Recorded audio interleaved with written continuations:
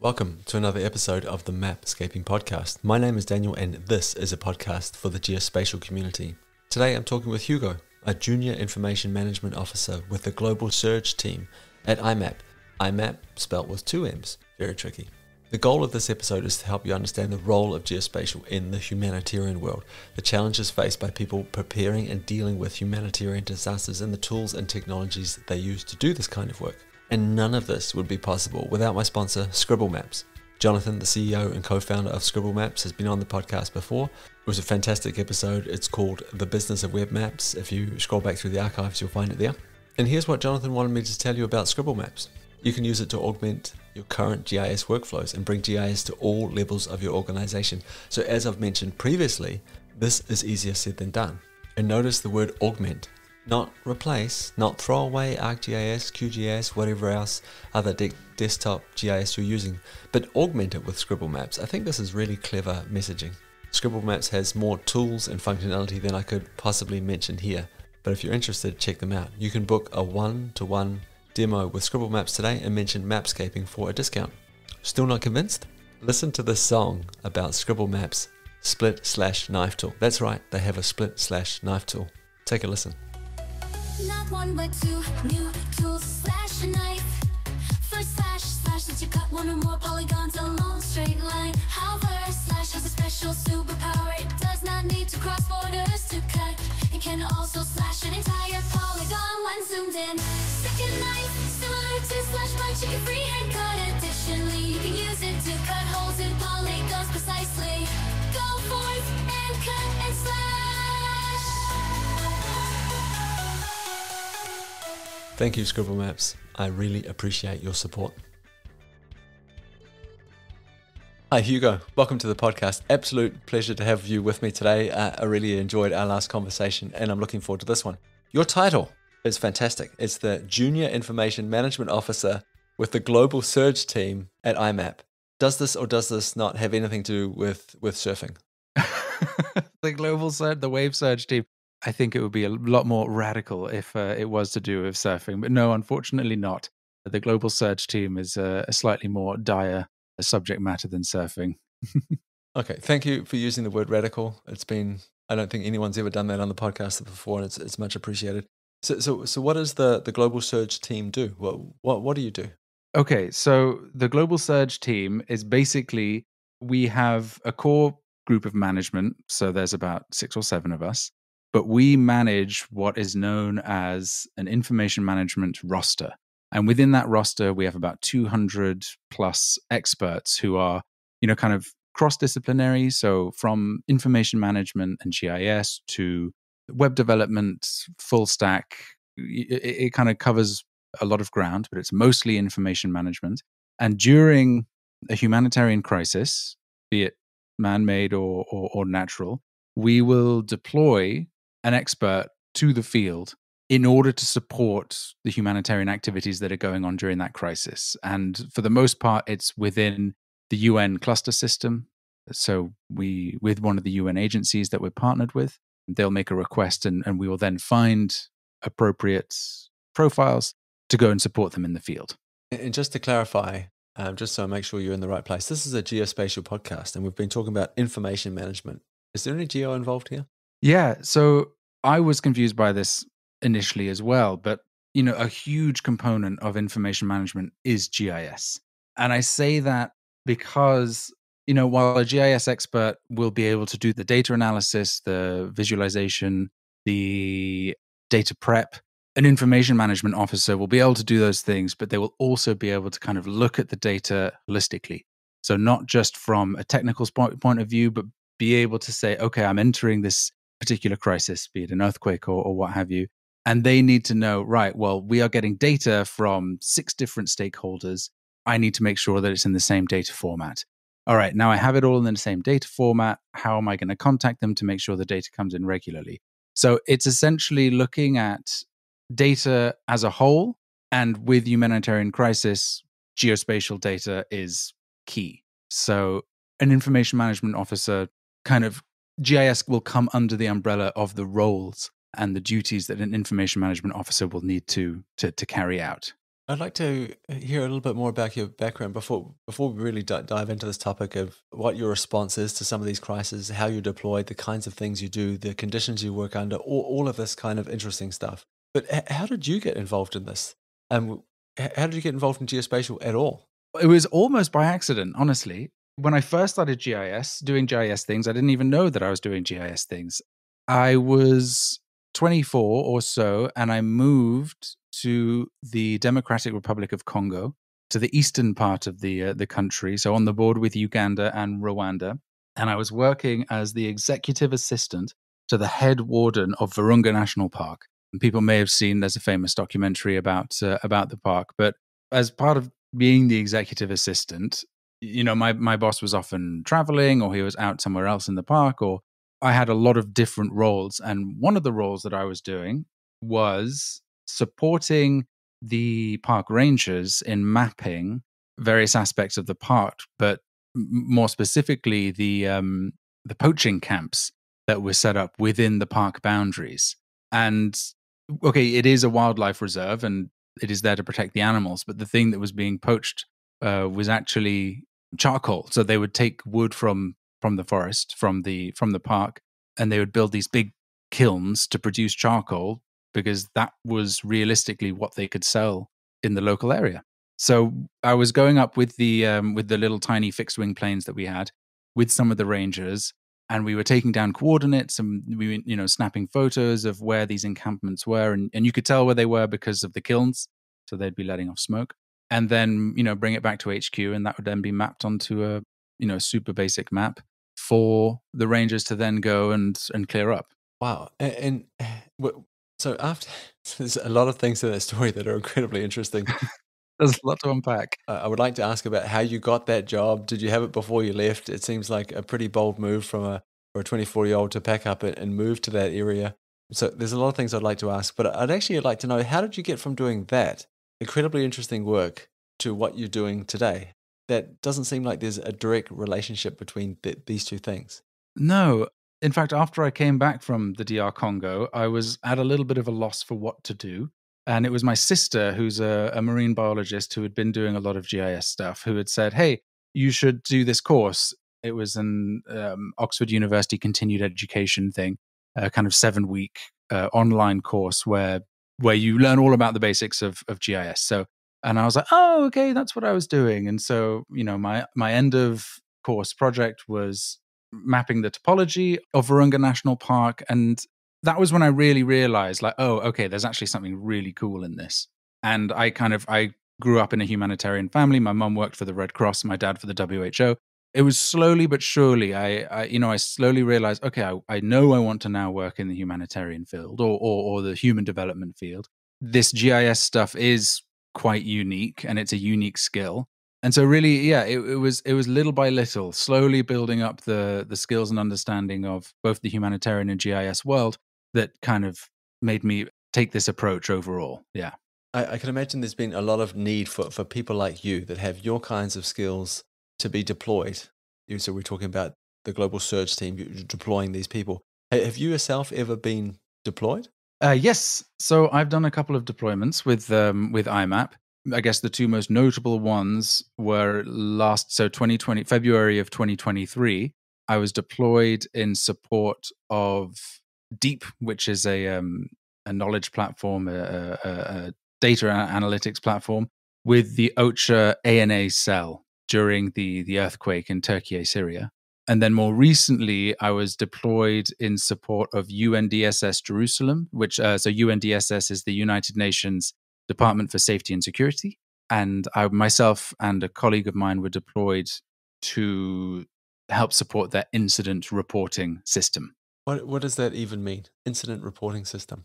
So in the humanitarian or conflict context, an incident can be anything. So it can be kind of on the very small scale, say a protester arrested by police, or it can go all the way up to, rocket fire landing in particular district or particular area. So incident reporting is essentially what happened, who by, where did it happen? And then from that, you can start making decisions about what kind of support may be needed, where is it needed, and how can it best be provided? And I guess ultimately it's how can it best be provided in the safest way possible for the people that are going to be delivering the support or the aid. Is this a coordinated effort, like this kind of incident reporting? Let's say you were deployed to Gaza now.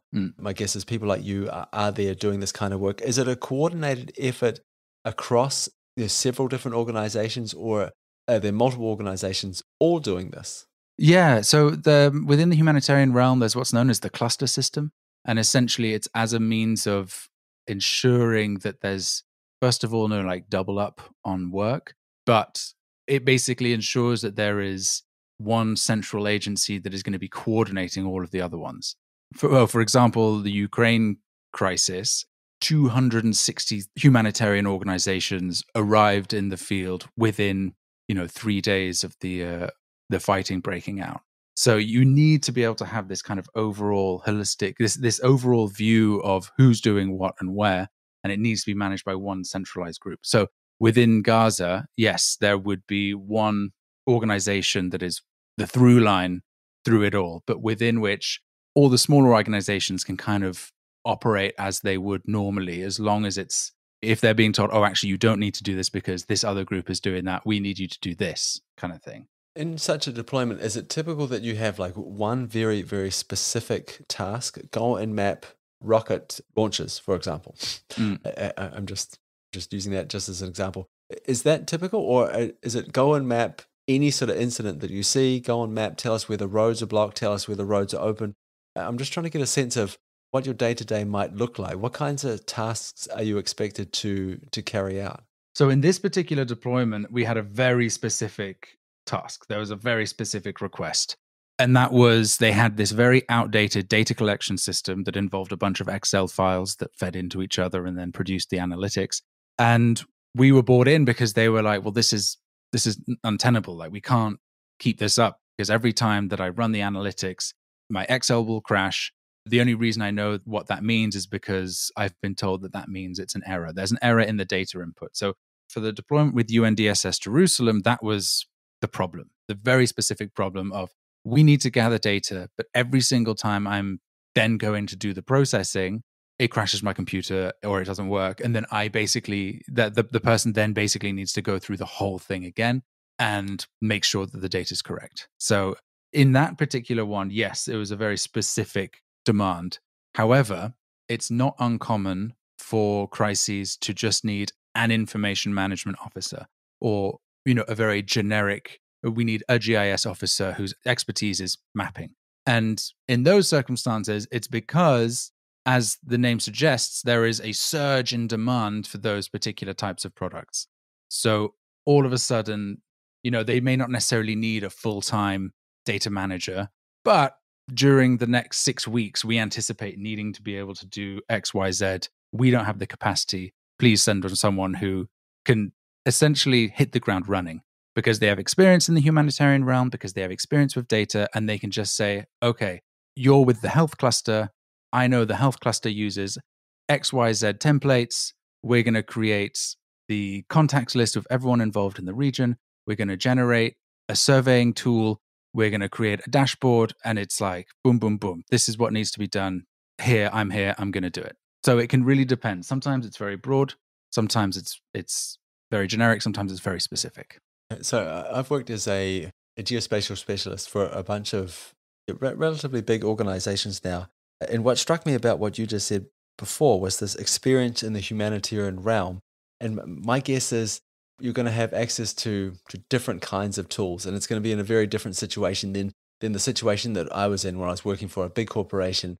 I had access to all of the service that I want. If I wanted some software, I could just apply for it and get it and run it. I could take advantage of cloud processing, all of these great things.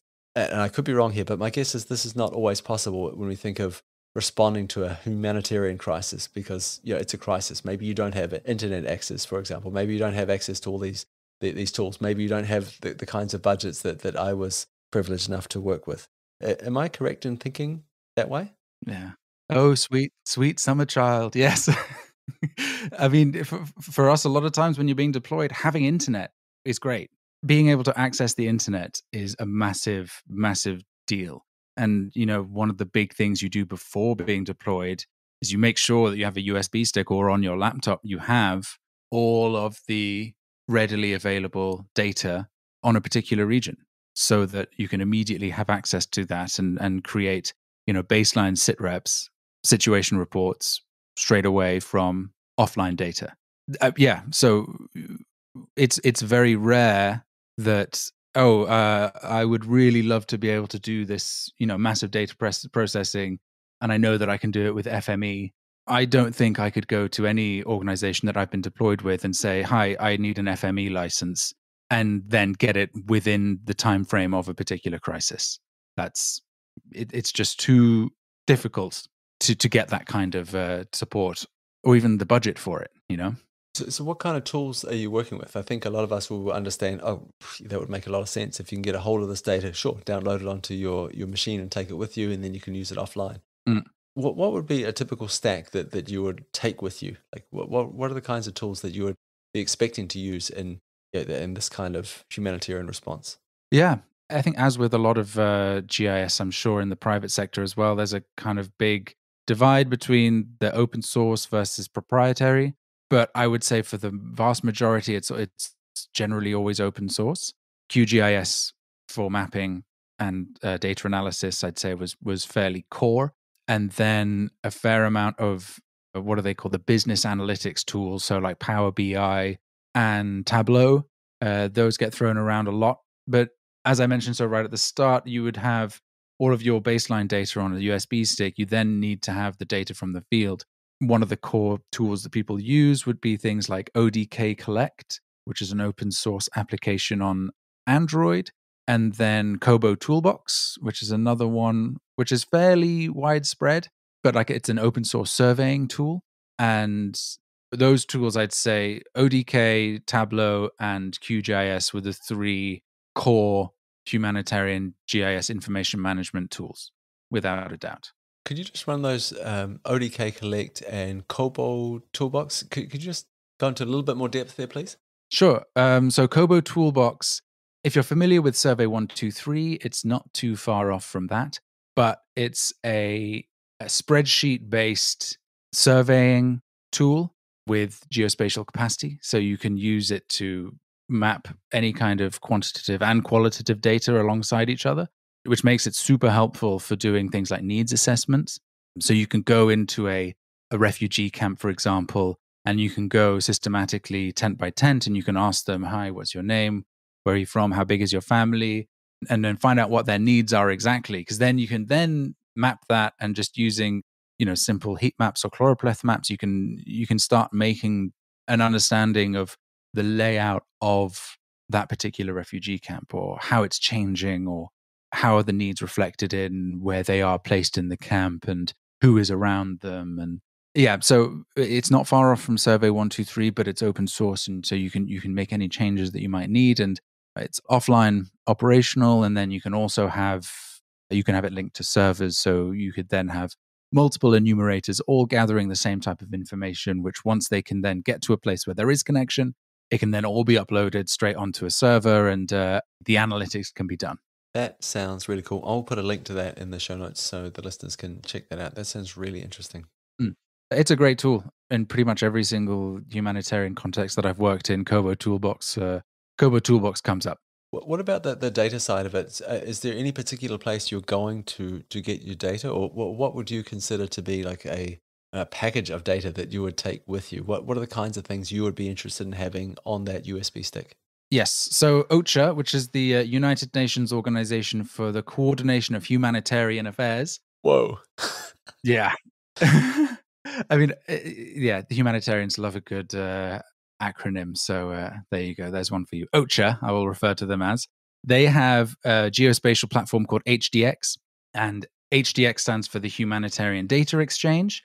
And essentially, it's a widely available database focused on humanitarian relief. So if I was to be deployed to any given context, I think the first place that you go to is HDX, because IMAP, for example, we contribute to HDX with our data, but we also gather data from there, and all of the humanitarian organizations, if they have a GIS or data component, I almost guarantee that they will be uploading there. And if they aren't, shame on you if you're listening. You should be uploading to HDX because it's one of the most important tools in terms of information sharing within the humanitarian community. So, IMAP as a tech-based organization within the humanitarian world has, benefited from it greatly and contributes to it as well. So that would be the first place. But then, there's lots of other tools which may have more accurate information. So there's the humanitarian OSM team, who I believe you've had on this podcast already. That is correct. I listened to it the other day. Yeah. So the humanitarian OSM, hot OSM, are great because they, most of it is volunteer based, and they just have some, incredibly powerful crowdsourced data, which, as we've learned, can be even more accurate or useful than the normal, means of data gathering. So HDX and hot OSM, those are the two core places that we would look. And then if you have the access to the Esri suite stuff, then there's always going to be things on Living Atlas. Is it called World Atlas? I think it's Living Atlas. I think. Yeah, Living Atlas. That's it. You get a lot of natural disaster information from Living Atlas. So, for example, for earthquakes, that data is almost immediately available as a super comprehensive layer. And then finally, the one that I like to use, this is my little personal recommendation, is the PDC, which is the Pacific Disaster Response Center. They're great. Based in Hawaii. Joel Murr, who's the boss there, is brilliant. And they've got some great information. I'm curious, are any of those sources of imagery raster data? For the most part, no. PDC, yes. Hot OSM, to a certain extent. Building footprint is often available. But for the most part, it's going to be, vector data. Yeah. In terms of, so you mentioned building footprints there. Have you come across the Overture Foundation? The Overture Foundation? Yeah. No, I haven't. This, you should check that out. Okay, I'm just noting that down.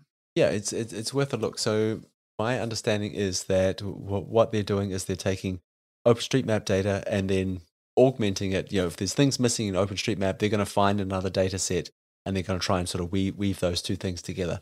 So a lot of machine learning based data sets, the reason why I remember this was because you mentioned building footprints there. So where OpenStreetMap is missing building footprints, they'll sort of augment that with existing building footprints databases that come from machine learning data sets.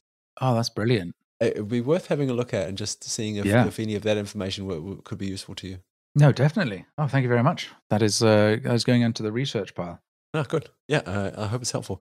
Appreciate you listing off those tools there. That's really interesting. There was a bunch in there that I hadn't heard of before. So I will put links again to those in the show notes of this episode so the listeners can check them out too. Actually, there was one more I wanted to mention. Sorry. Please. And it's our own. Oh my goodness. Yeah. So we have the Humanitarian Spatial Data Center, which, while is not necessarily 100% producing its own data, it is a data aggregate. So it not only has a lot of the data which you can then access and download, but it also does a lot of the processing and analyzing kind of built into the dashboards and the product itself.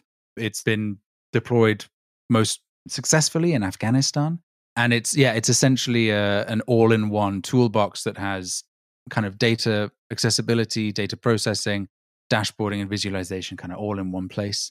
So that also takes from data that IMAP ourselves have been collecting over the years. So how would I get my hands on that data if I was interested? Where would I go? So you literally type in Humanitarian Spatial Data Center to Google, and I believe it's the first thing that pops up. Perfect. And then when you're on there, you make a request and you then get a login access. With pretty much all of these tools, that's the way it works with the humanitarian realm. You make a quick request and off you go, except for HDX, which I think is just available. Okay, so we talked about some of the work that you do when you think about responding to a humanitarian crisis. You've given a few examples there, which personally I thought were really interesting. Talked a little bit about the tools and some of the expectations, like what you will have available when you do this kind of work. And super interesting to hear about a lot of these data sources. I did not know that they existed. I'm wondering if we could talk a little bit more in depth about tech. And I have a feeling I know what your answer might be, but I'd like to hear it anyway. Cloud native formats, cloud processing, edge computing, AI. these are the kinds of things that they take up a lot of space in the geospatial landscape at the moment. People talk about this and they're wondering how they're going to apply these technologies. Like, given this sort of context that you put your work in before, saying, "Oh, we don't have access to this, and this is a bit difficult," and there's an expectation that you show up on scene, on site with data on your laptop ready to go and using these open source tools. Do you see any benefits from these kinds of technologies in terms of your work? Yeah. I mean, I will say I wish we did, but it wasn't long ago that most of this data was still being collected with a pen and paper, simply because there wasn't access to having even just an Android phone. So the fact that we can move from pen and paper then being collated manually and then put onto a digital system, the fact that we can do that straight away with a telephone, that's already huge. Having AI, having image processing, you're using a neural network to identify at-risk flood zones. Okay, that all of that is great, and it's really great in the kind of preparedness phase of a humanitarian process. But during a crisis where we at the Surge team and the people we deploy work, I mean, it's borderline impossible to deploy, a neural network algorithm or edge processing because, first of all, people won't necessarily know how to use it. And what benefit does it bring compared to, really physically doing the work and getting it done quickly, if that makes sense? Yeah, yeah, it does. But there will be people out there listening to this and they'll be thinking, well, why can't we? Okay, so it doesn't make sense to do this on site, to deploy it on site, to go to these locations. But what about what about doing this remotely? What about sitting at my comfortable desk somewhere in the Western world with a lot of access to these kinds of technologies? Why not just do it from there then? Yeah. Okay. So in that context, yes, it does. It does change a little bit. So, for example, during the Turkey Syria earthquake, myself and two of my colleagues were deployed in support of the ANA cell of Deep, and at that time, yes, it was mostly remote support where we were doing slightly more complex data gathering and data processing. Later on, we deployed someone to the field to do monitoring and evaluation to make sure that what was being done correctly and it was productive. But maybe an example of where AI or image analysis was deployed is that you can use it to measure image change. So, if you have a satellite image of a city from before the earthquake, you can then use image analysis to define, the percentage of buildings that have been destroyed. So that type of thing can be done. But is that type of thing useful within the first 48 hours of a particular crisis? Because really, reducing human suffering is the goal.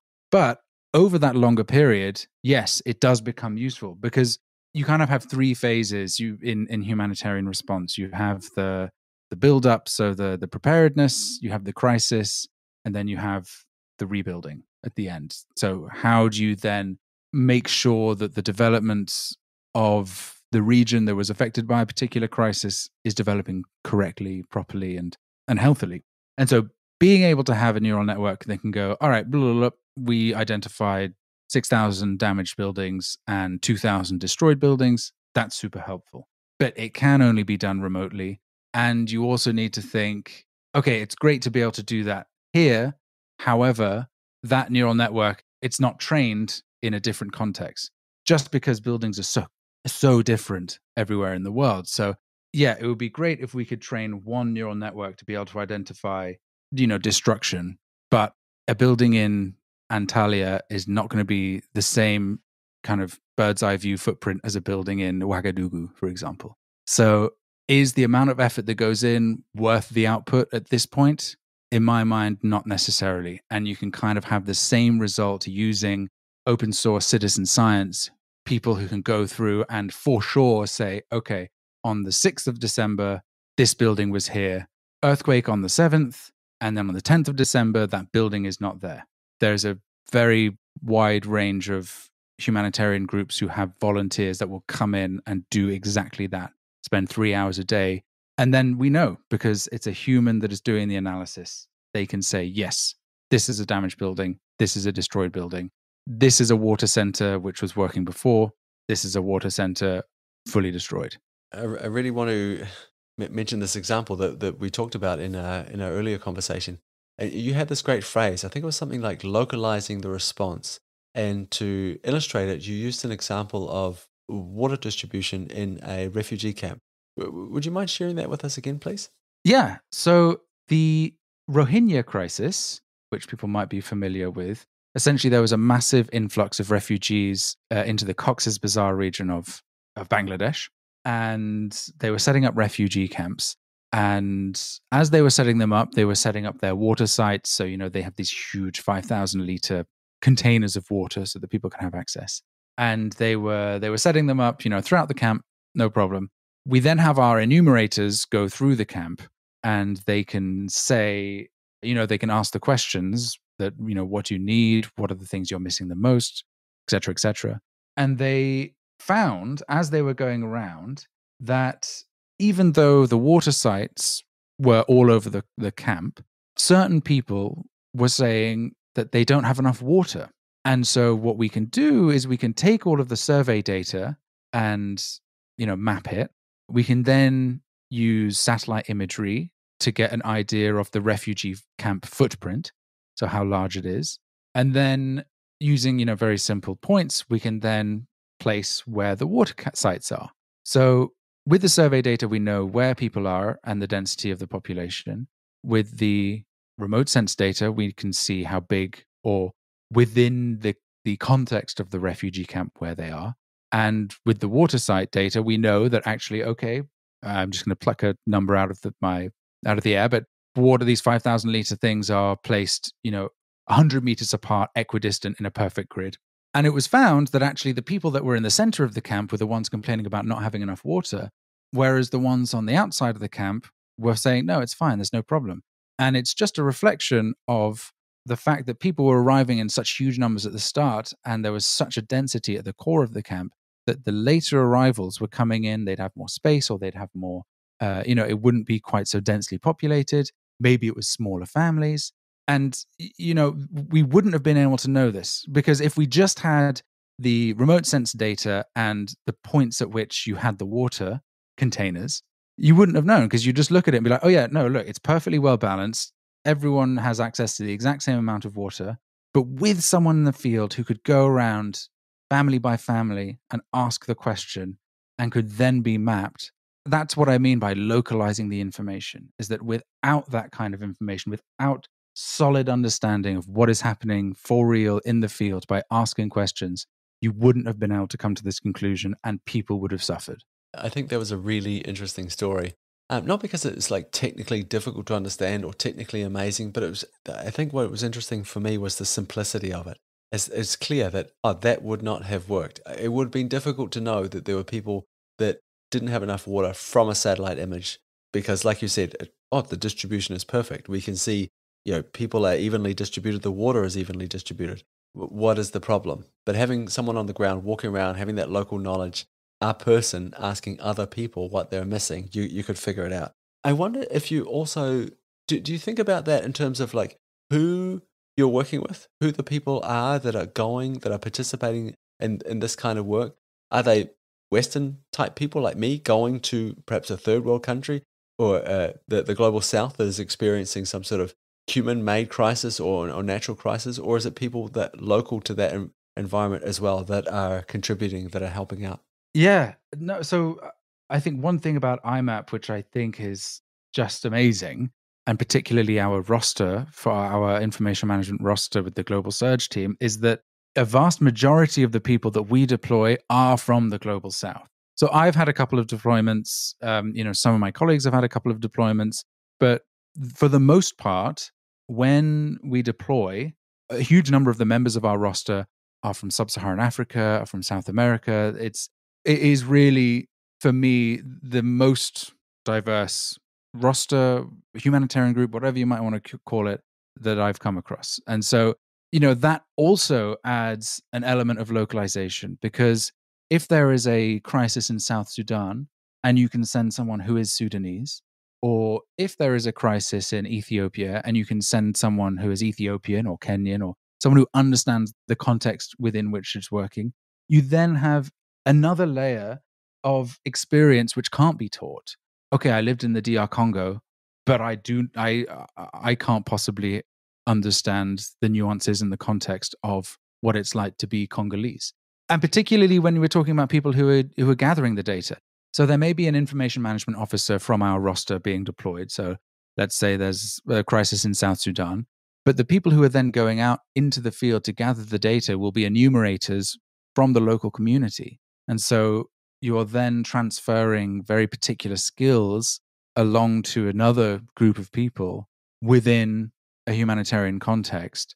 Yeah, so it is step by step. You are training up people in the local area who hopefully will take an interest in data, who can then hopefully gain enough experience from working with humanitarian groups to then get to the point where they can apply with us to then be an information management officer who can then. So yeah, that is something that I'm sure IMAP takes a lot of pride in. I certainly do. We've covered a lot of ground here. I'm wondering if we can ask a few questions about the future of this. And perhaps we can do it like this. Can you put your finger on like the biggest problem here? Like when you think of responding to these humanitarian crises, what is the biggest problem? Like the kind of problem that if you could just click your fingers, or if you could take my magic wand and just solve it tomorrow, you would. That would be the first thing that you do. I think if I had a magic wand to solve any particular problem, it would be stop wars. Ultimately, you don't necessarily need the most developed GIS tools if there are fewer conflicts. But I'm assuming that isn't the core of your question, so I will not be facetious. What would be ultimately the easiest thing to solve or the best thing to solve? If I could have a magic wand, I would say kind of a global 5G Wi-Fi connection would go a long way in helping humanitarian response, but not necessarily in the way that Starlink is deciding to do it. It would just have to be local networks function properly everywhere. I think that would solve so many issues. So you would seek to solve the communication problem, and in doing so, you would give people access to a whole bunch of tools. Yeah, it would make things like you were mentioning before, cloud computing feasible on the go, because you could immediately. You don't need the most powerful machine. You could just have your little IBM workhorse, and then be able to access, a supercomputer in Switzerland to, process the huge amounts of raster data that you have coming through. Isn't that amazing what it means? Like just that ability that I can send a message to you and you can send a message back to me and we can communicate in real time. Like what that would solve. Yeah. I mean, even from a security standpoint, being able to tell HQ, okay, completed the survey sweep of this quadrant, moving to the next quadrant, knowing that an enumerator is safe, being able to have access to the data real time so that you could make the decisions just that little bit quicker rather than, having to wait the 3.5-hour drive that someone's maybe had to do to get to a refugee camp to get back to a place where there is internet connection. It's those little increments of time that would be saved. Yeah. Yeah. Apart from Starlink, is there anything else out there in terms of communication which you think is exciting or sort of has promise? Oof. No, I'm afraid I don't know. 5G, it's pretty great. There's more and more in sub-Saharan Africa, for example. I mean, this is not news, but it's more convenient and easy to have a mobile phone than it is a landline. And the innovations that are going on with just the telecoms world over there, kind of in the DR Congo and Kenya in particular, those are massive steps. But I am not familiar with any kind of new comms tools that may be up and coming for wide-reaching internet access. Do you think we're getting better at responding to humanitarian crises? Yes, almost certainly. It's tricky to be part of the humanitarian world. It's a bit of a double-edged sword because, we're obviously here to do our best and relieve suffering from beneficiaries. That is the core goal. But the trouble is, the moment something goes wrong, it is hellfire. A humanitarian organization, it has to be so careful about what it does, how it operates, how it approaches issues, because ultimately we have this mantra of do no harm. And ultimately you have to make sure, is what you're doing going to cause more harm than good? Super rudimentary example. Yeah, it makes sense to go and give out food to people who are starving. Okay, but now this protracted crisis has been going on for months, now years. You're constantly giving out food. Well, what happens when that protracted crisis ends? How do you make sure that they're not just reliant on the food that is being given out? And so these kind of lessons have been learned very slowly and sometimes painfully over the last 100, 200 years. And it's getting to the point now where once the juggernaut of the humanitarian world comes into action, once the cogs start turning, it is efficient and it has that understanding and that local context to, for the most part, be able to say, is this going to do more harm? No. We believe that the processes that we have developed now will do more good than harm. And obviously there are outliers and there are horrible people in any given context. But for the most part, humanitarian response has been improving, leaps and bounds. And, GIS has played a huge role in that because a fun anecdote, the founder of the International Committee of the Red Cross, in his book, Memoirs of Solferino, where he witnessed the atrocities of a battle in northern Italy, Napoleonic battle. The first page is a map.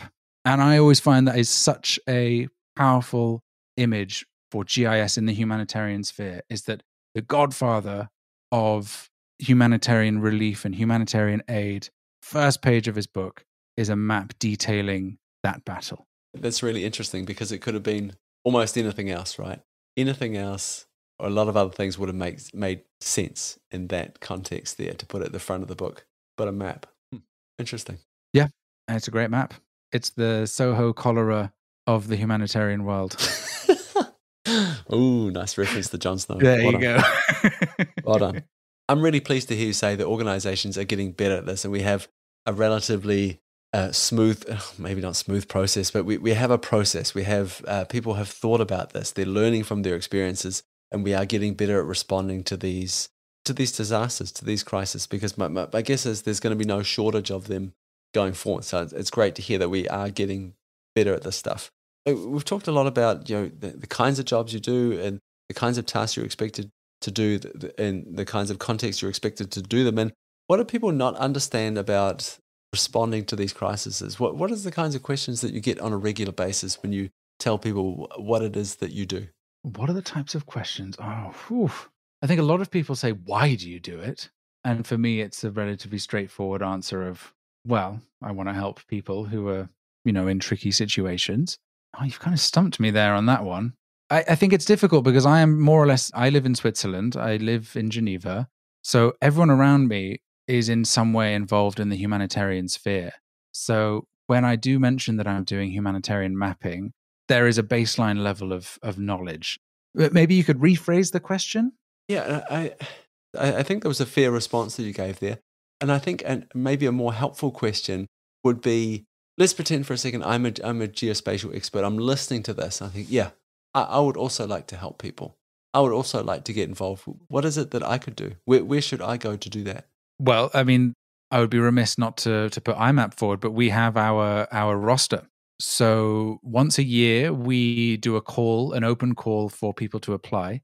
So if you're information management, if you're GIS, if you're even, more on the coding tech side of GIS and information management, that's great. Then you can apply and you can join our roster. And by joining our roster, you then will receive alerts saying, we need someone with this profile to go to this location or, support this location remotely. And here are the terms of reference. Here are the things that are expected of you. They're often short. So it's 1 month, 6 weeks, 3 months to 6 months, I guess, is the average. You can then, apply. And when the partner organization that has made the request sees the profiles, then they can say, yes, this person we think will be good. And you're then deployed. So I would say that is a great place to start. It would be to join IMAP, check out our website. But then the other place to start is just volunteering. There are loads and loads of humanitarian activities in the GIS world that are volunteer-based. So, joining, for example, there's a group called Carte ONG. I can give you a link to that. And they have a volunteer network, which, groups regularly call upon if they need any kind of information. So when I was at the ICRC, we needed to know the location of all of the National Society offices in and around Ukraine. So in Poland, Belarus, Romania, all of the National Society offices. And so we activated Karto-NG, who provided 21 volunteers. And I'm telling you, within 3 days, they had developed a data set with like 600 points on it from trawling the internet to find this information. Wow. Yeah. And so I'd say just join that. Join a volunteer group. There are so many out there. GIS humanitarian volunteer. Those are the Google words. And something will come up. I think that's probably a really good place to round off this episode. Thank you very much for your time, Hugo. It's been really great talking with you. Appreciate it. Thank you so much, Daniel. I really appreciate you having me on this episode. And I mean, I hope it's something new for the listeners, because I know that I listen to this podcast on the regular, and this is, hopefully an eye-opening topic. Well, it definitely has been for me. And like I say, there'll be a bunch of links in the show notes to this episode. So listeners, check those out, please. Thanks very much, Hugo. It's been great. Really appreciate it. Thanks, Daniel. Bye-bye. So I really hope you enjoyed that episode with Hugo, Junior Information Management Officer at the Global Surge team at IMAP. IMAP with 2 M's, so that's IMMAP.org. Hugo mentioned a bunch of different tools and data services that he uses. I'll put links to all of those in the show notes today so you can check them out there. I'd also like to mention that you also find links to other valuable resources in the show notes today, so please take the time to have a look. I'll link to a couple of relevant podcast episodes that I think you might find interesting if you enjoyed this one. And remember that amazing song I played at the start of the episode? The song written or produced by Scribble Maps to help people understand what their split/knife tool does. I'll also put a link to that in the show notes. Again, thank you very much to Scribble Maps. If you are looking to augment your current GIS workflows and bring GIS to all levels of your organization, perhaps Scribble Maps is the tool that you have been looking for. It offers collaborative map editing, business intelligence, annotations, and to be perfectly honest, way more tools than I can possibly mention here. Book a one-to-one demo with Scribble Maps today and mention Mapscaping for a discount. Okay, that's it for me. That's it for this episode of the Mapscaping podcast. I'll be back again soon. I hope that you'll take the time to join me then.